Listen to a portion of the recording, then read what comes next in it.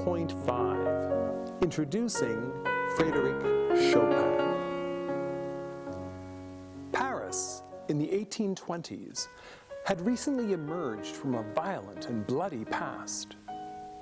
Even as it enjoyed peace, civil unrest was brewing. Patriotism and death walked hand in hand.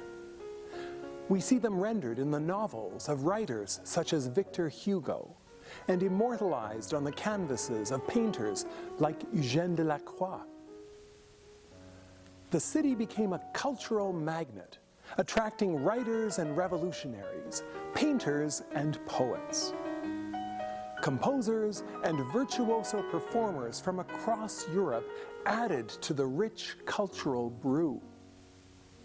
It was into this artistic milieu that a young Polish composer arrived, conquering the city with his exceptional pianism and soulful lyricism. His name was Frédéric Chopin. Chopin spent the first half of his life in his native Poland. The son of a French father and Polish mother, he became a gifted child prodigy, composing his first piano composition, a Polonaise, at the tender age of 7.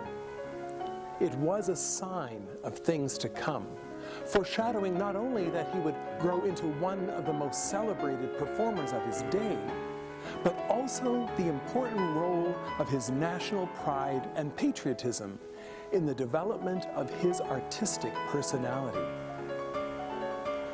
Chopin holds a unique place in our course of study for the single reason that, with few exceptions, he focused his talent almost exclusively on writing for the piano.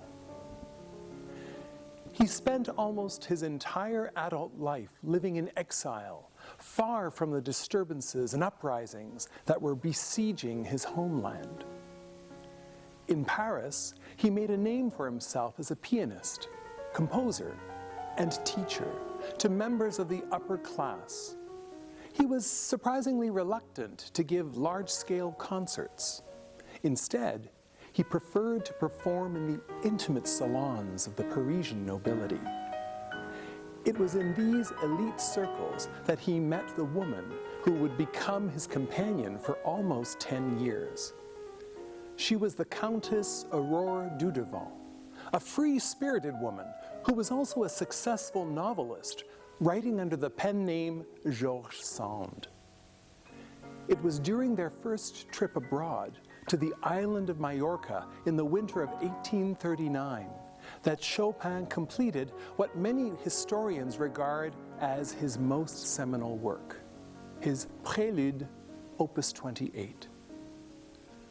The work demonstrates Chopin's distinctive musical style, combining lyricism and virtuosity with novel pianistic figurations and highly original harmonic language. Heinrich Heine, the celebrated German poet and Chopin's friend, immortalized the composer with the epithet, the poet of the piano. Referring to Chopin in this way, Heine was trying to convey how Chopin used the piano as a direct means of expression, from the keyboard into the hearts of listeners, then and now.